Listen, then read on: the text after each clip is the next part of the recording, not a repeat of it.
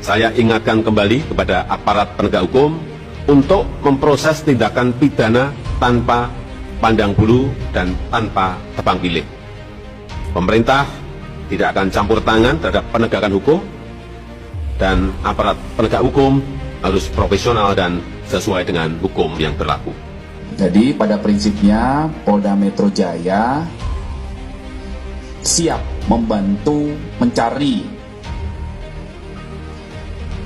apabila mencari tersangka berdasarkan DPO yang diterima oleh Polda Metro Jaya. Ya, jadi ketika Polda Metro Jaya, Polres Jajaran menerima surat permohonan bantuan pencarian tersangka dengan dasar DPO dari Polda lain, dari Polres lain di luar wilayah hukum Polres, di luar wilayah hukum Polda Metro Jaya siap membantu, ya, siap membantu mencari ataupun menangkap tersangka sesuai yang disampaikan di DPO tersebut. Menurut Bapak, apa kalau rame-rame 8 orang sudah menyatakan bahwa pelakunya 3 orang itu, kayaknya agak aneh ya kalau tiba-tiba kemudian rame-rame 8 orang menyatakan bahwa mereka bukan pelaku. Jadi maksudnya alamat dari 3 DPO ini waktu pertama kali BAB dari 8 tersangka ini nggak ada di BAB.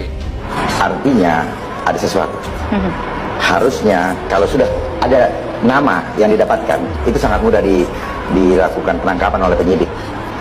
Cuman kita harus tahu apakah buktinya terpenuhi atau tidak. Nah, mungkin saja buktinya ketika itu belum terpenuhi, sehingga penyidik menganggap yang bersangkutan hanya dilibatkan sebagai saksi. Otaknya, kalau memang sudah ketahuan tinggal ditangkap, jelas pasti ada pelindungnya. Siapa pelindung? Ada pelindung ya? Pasti ada pelindungnya, siapapun itu, saya tidak tahu. Karena saya tidak tahu satu persatu siapa tersangkanya, siapa yang menjadi otak pelakunya, tetapi pasti ada sesuatu hal yang perlu diungkap. Apakah ada pelindungnya atau ada hal lain dalam tanda kutip.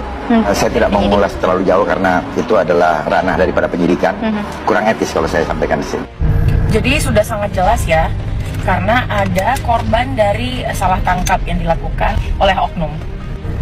Makanya gue bilang sama netizen, hati-hati dalam menuduh atau menduga orang yang kalian anggap tersangka berdasarkan dari akun palsu, akun bodong, atau apapun itu ya. Dan di sini juga banyak orang yang akan memanfaatkan situasi ini.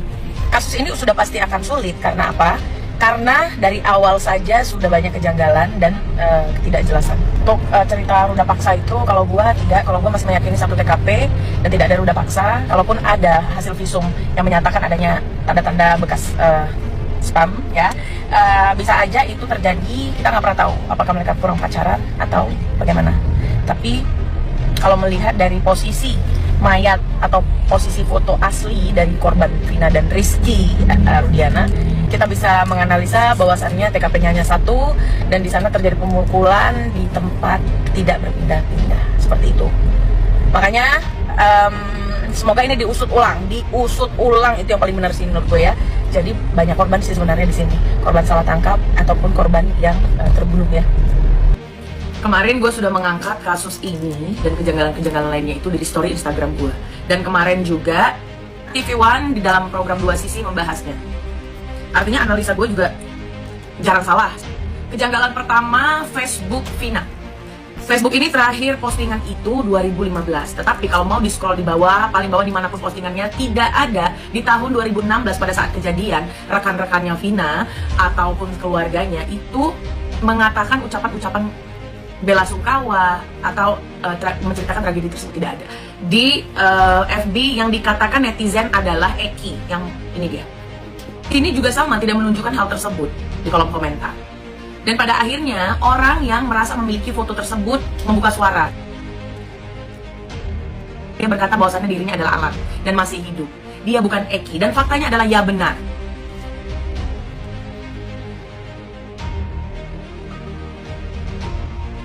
Lalu apa yang netizen sekarang cari di 2 account FB tersebut? Kalian tidak akan menemukan di sana. Saya menduga tersangka yang 8 pun adalah bukan tersangka yang sebenarnya. Bisa saja terjadi dikarenakan apa?